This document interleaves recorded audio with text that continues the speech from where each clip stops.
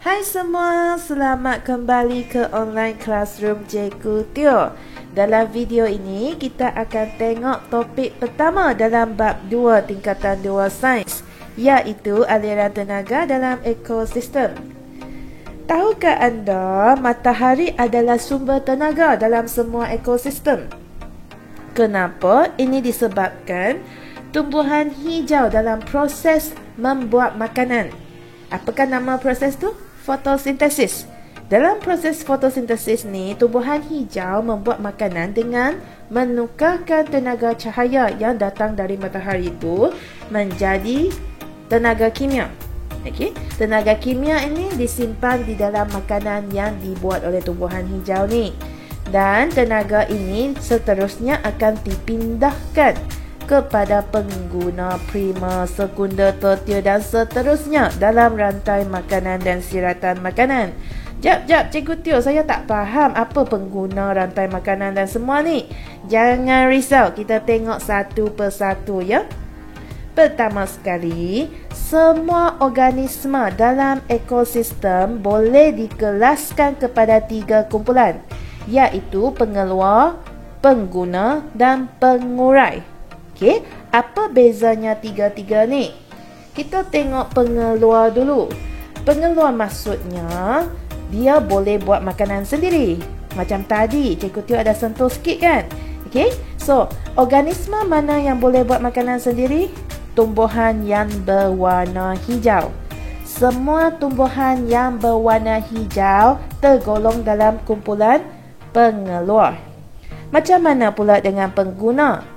Pengguna adalah organisma yang makan organisma lain. Okey, organisma yang makan organisma yang lain. Dia tak boleh buat makanan sendiri. Okey. Pengguna ni boleh dibahagikan kepada beberapa aras juga. Okey, yang pertama pengguna primer, pengguna sekunder, pengguna tertier. Sebelum kita tengok satu-satu semua kumpulan ini, kita buat sedikit ulang kaji. Apakah maksud herbivore? Herbivore ini adalah haiwan yang makan tumbuhan sahaja. Okey, dia vegetarian lah. Dia makan tumbuhan sahaja. Kalau carnivore adalah haiwan yang makan haiwan yang lain sahaja. Dia tak makan sayur. Okey. Kalau omnivore adalah kedua-duanya. Haiwan yang boleh makan tumbuhan dan juga dia makan haiwan. Itu omnivore. Okey. Balik ke pengguna. Pengguna primer, apa maksud dia? Pengguna primer ini dia makan pengeluar. Okey.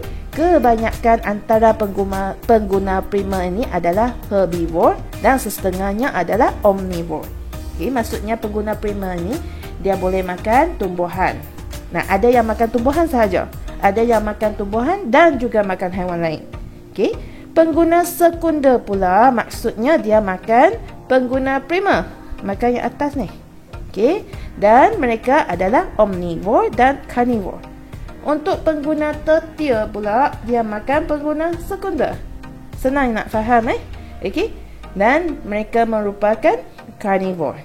Itu pengguna. Macam mana pula dengan pengurai? Pengurai ini dia akan uraikan haiwan dan tumbuhan yang sudah mati. Okey, dia uraikan kepada bahan-bahan yang lebih ringkas ataupun nutrien yang boleh diserap ke dalam tanah dan diserap balik oleh haiwan atau tumbuhan yang lain. Okey. So itu adalah pengurai. Dan hubungan ini dinamakan sebagai saprofitisme. Kita sudah tengok pengeluar, pengguna dengan pengurai. Kita tengok pula contoh dia ya. Katakan daun hijau ni. Okey. Kalau daun hijau dia mesti boleh buat fotosintesis, boleh buat makanan sendiri. Jadi dia tergolong dalam pengeluar. Katakan daun hijau ni dimakan oleh beluncas. Beluncas ni makan pengeluar. Jadi dia adalah pengguna primer. Beluncas pula dimakan oleh burung. Burung makan pengguna primer. Jadi dia tergolong dalam pengguna sekunder. Dan dimakan oleh, burung ni dimakan oleh musang. Jadi musang adalah pengguna tertier. apa yang akan terjadi apabila semua benda hidup ni, pokok ke, daun ke, ataupun beloncas, burung dan musang ini mati? Okey. Yang mati akan diuraikan oleh pengurai. Okey. Contoh pengurai adalah cendawan ataupun bakteria. Cendawan dan bakteria adalah antara contoh yang baik untuk pengurai lah. Okey. Kita tengok pula apa dia rantai makanan. Rantai makanan digunakan untuk tunjukkan hubungan pemakanan antara organisma.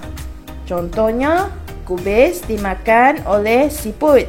Siput pula dimakan oleh burung. Burung dimakan oleh musang.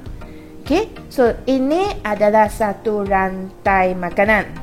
Nampak straight ini macam rantai kan? Itu rantai makanan.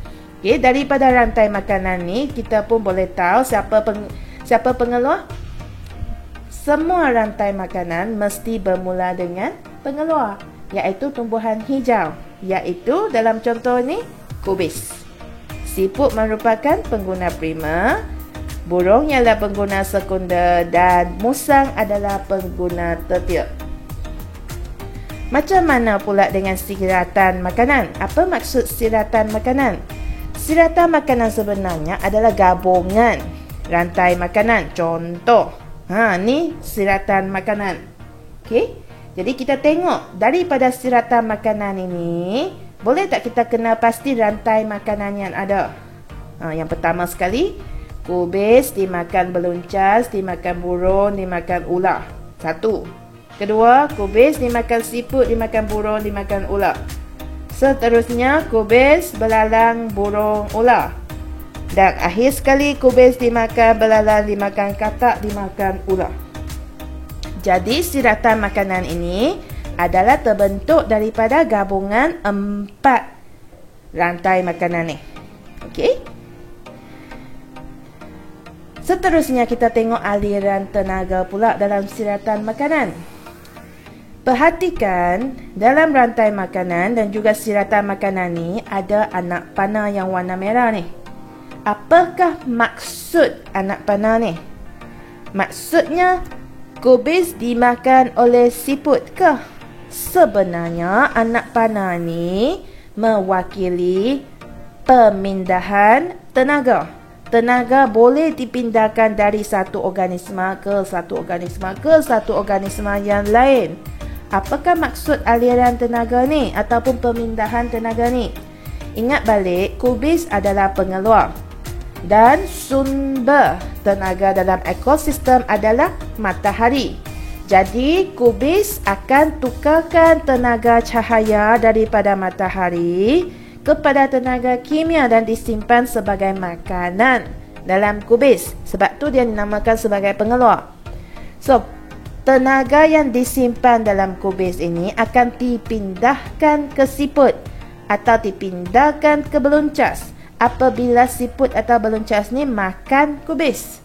Jadi, kubis sekarang berada di dalam siput kan? Siput dah makan. Jadi, tenaga tu sudah masuk ke siput. Dan tenaga akan masuk ke burung apabila burung makan siput tersebut. Okey? Adakah semua tenaga yang ada dalam kubis ni akhirnya akan sampai ke ular? Apabila kubis ni dimakan siput, siput dimakan burung, burung dimakan ular. Adakah semua tenaga yang ada dalam kubis tadi yang dia buat makanan tu, okey, sampai ke ular? Jawapan dia tidak. Sebab dalam proses ini tenaga akan hilang. Okey? Tenaga akan hilang. Macam mana tenaga tu boleh hilang? Sebab pertama, semua haiwan sini boleh bergerak kan? Beloncas, siput, belalang, burung, katak, ular, semua ni adalah haiwan yang boleh bergerak. Jadi, tenaga tersebut sudah digunakan oleh haiwan ini untuk bergerak. Bukan itu sahaja, ada lagi proses kehidupan lain yang memerlukan tenaga. Contoh, respirasi. Dan juga semua haiwan ini boleh berak kan? Jadi makanan yang tak tercerna keluar dari badan mereka, apabila dibuang, tenaga juga hilang dari sanalah. Okey?